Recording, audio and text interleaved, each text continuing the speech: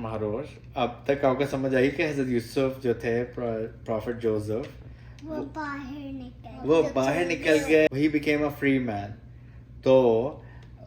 And it's beautiful right. तो फिर जब वो इस तरह होता है कि 7 years तक वो बहुत सारी क्रॉप्स को सेव करते रहते हैं, और वो और बादशाह उनके बहुत हैप्पी भी होता रहता है, बिकॉज वो कहते हैं थोड़ी यूज़ करें, ज़्यादा स्टोर करें, ताकि हम एक बहुत अच्छा सा बिजनेस प्लान में बनाते हैं। फिर एग्जैक्टली होता है कि 8th ईयर के बाद ड्राउट, 8th ईयर जो होता है वो ड्राउट का ईयर, उसमें रेन नहीं होती है। तो वो लोग ये करते हैं कि थोड़ी थोड़ी अपने लोगों के लिए भी यूज़ करते हैं, और फिर बाहर लोगों को भी, दूसरे लोगों को बता देते हैं कि हमारे पास स्टफ़ अवेलेबल है, जिसको ग्रोसरीज कहते हैं। हम कहते हैं ना मिल्क है, तो जैसे मिल्क तो नहीं, लेकिन जैसे बाकी ग्रोसरीज हैं, जैसे चावल है, आटा, दाल, ये सब चीज़ें कहते हैं हमारे पास अवेलेबल है, किसी को चाहिए तो हमारे पास आके ले सकते हैं। तो गेस व्हाट हैपेंस, उनके जो भाई होते हैं जिन्होंने उनको गिराया होता है, वो भाई तो बड़े होते हैं ना उस वक्त, वो और बड़े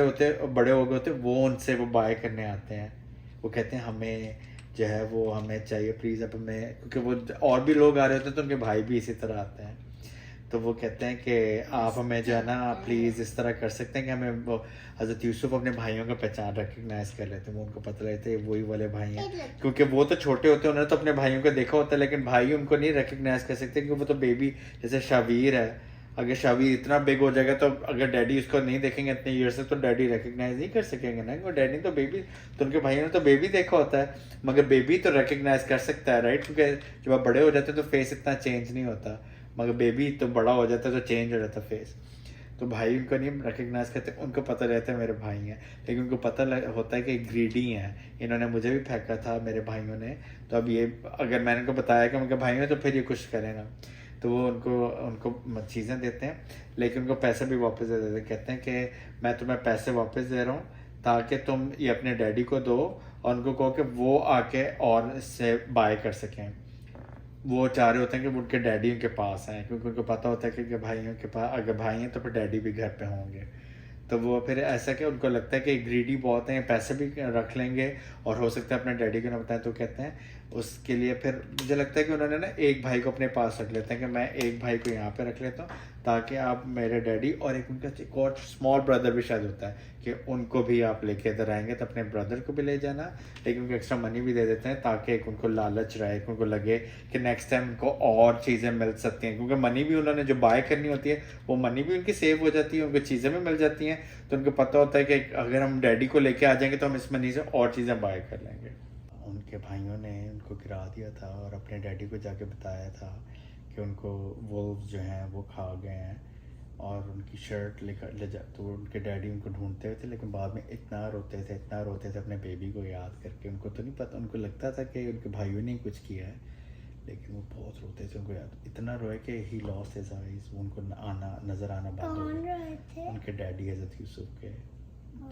वो इतना लव करते थे ना अपने बेबी से, वो इतना क्राई किया वो रोज़ रोते थे, तो ही लॉस्ट हिज आई, कि उन्होंने वो ब्लाइंड हो गए थे, उनको नज़र आना बंद हो गया था।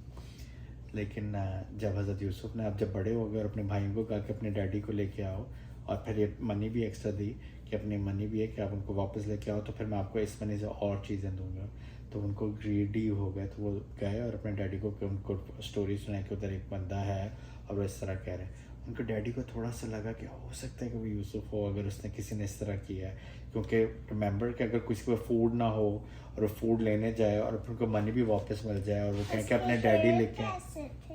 उनकी क्या, उनके हेयर ये डैडी को नहीं पता बेटे, ये तो क्योंकि बहुत पहले थे वो,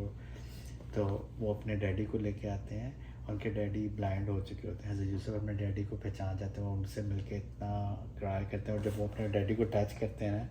डैडी को पता लग जाता है कि ये यूसुफ है। वो कहते हैं यूसुफ, डैडी